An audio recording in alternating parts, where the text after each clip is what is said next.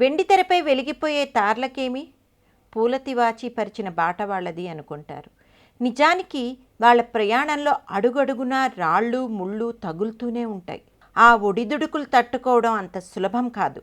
తారగా వెలిగినంతకాలం సందడిగానే ఉంటుంది వాళ్ళ జీవితం.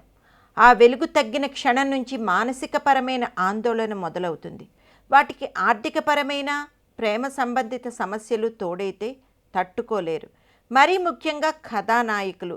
అర్ధాంతరంగా ముగిసిన తారల జీవితాల్లో కనిపించేవి మానసిక ఆందోళనలే. శృంగార నర్తకిగా దక్షిణాదిన గుర్తింపు పొందిన నటి సిల్క్ స్మిత. ఒక దశలో తెలుగు, తమిళ, మలయాళ, కన్నడ భాషల్లో ఆమె పాట లేని చిత్రం ఉండేది కాదు. వీలు వెంబడి వ్యాంప్ తరహా పాత్రలు పోషించేది.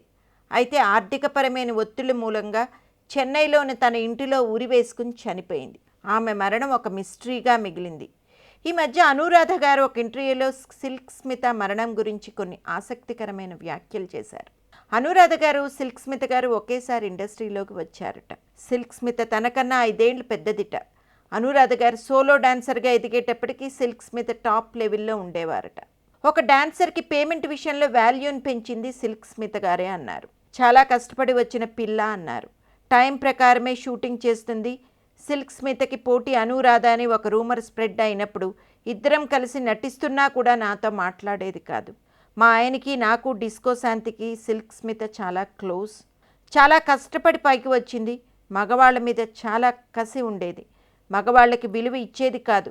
మేమిద్దరం కలిసి నటిస్తున్న ఒక సినిమాలో బిస్లరీ వాటర్ కోసం షూటింగ్ 2 గంటలు ఆపివేసింది. అంటే ఆమె పవర్ ఎలాంటిదో మీరే అర్థం చేసుకోవచ్చు. ఒక మెన్కి మనం మర్యాద ఇవ్వకూడదు అనేది ఆమె రూల్. ఆమె చనిపోవడానికి ముందు రోజు రాత్రి నాకు 8:30కి కాల్ చేసింది. అప్పుడే మా ఆయన మాస్టర్గా చేస్తున్న ఒక కన్నడ ఫిలింకి తనని బుక్ చేశాం. ఆ క్యారెక్టర్ ఫినిష్ చేసుకుని తను వచ్చింది. దాని తర్వాత డ్యూయట్ సాంగ్ చేసుకుని మా ఆయన వచ్చారు. సో ఆ రోజు తను తిరిగి ఇంటికి వస్తున్నారు. సిల్క్ స్మిత నువ్వు ఇంటికి రా, నీతో అర్జెంటుగా మాట్లాడాలి అన్నారు. నేను ఇప్పుడు రాలేను, Satish is coming back now. Morning అభిని స్కూల్లో డ్రాప్ చేసి నేను వస్తాను అన్నాను. అలాగంటావా, ఇప్పుడు రాలేవా అని 2 సార్లు రెట్టించింది. రావాలి అంటే వస్తాను, అర్జెంట్ కాదు అంటే రేపు మార్నింగ్ వస్తాను అన్నాను.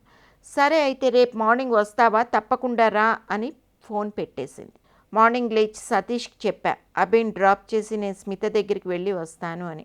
స్నానం చేయడానికి వెళ్ళానో లేదో వెంటనే దబదబమని సతీష్ తలుపు మీద కొడుతున్నారు. ఏంటి ఏంటి అంటే ముందు నువ్వు బయటికి రా అని అంటే గబగబా వస్తే ఫ్లాష్ న్యూస్, స్మిత మరణ వార్త. గబగబా వాళ్ళ ఇంటికి వెళ్తే పోస్ట్ మార్టం కోసం జీహెచ్కి తీసుకుని వెళ్ళిపోయారు. అంటే అక్కడికి వెళ్తే అంత వాల్యూగా చూసుకునే తన ఒళ్ళుని, జనాలకి ఎంతో క్రేజ్ ఉన్న బాడీని బయట ఒక స్ట్రెచ్చర్ మీద పడుకోబెట్టేశారు. చుట్టూ ఈగలు వాలుతున్నాయి. ఇలాంటి పరిస్థితి ఒక ఆర్టిస్ట్కి రావడం ఫస్ట్ టైం చూశాను. తాను ఒక మిడ్డీ బ్లాక్ కలర్ టాప్, చేతులు కాళ్ళు ముఖం అంతా ఈగలు. నా కంట్లో అయితే నీరు ఆగలేదు. ఇలాంటి మరణం మరెవ్వరికి రాకూడదు ప్రభువు అని ఆ రోజు అనుకున్నాను అన్నారు అనురాధ.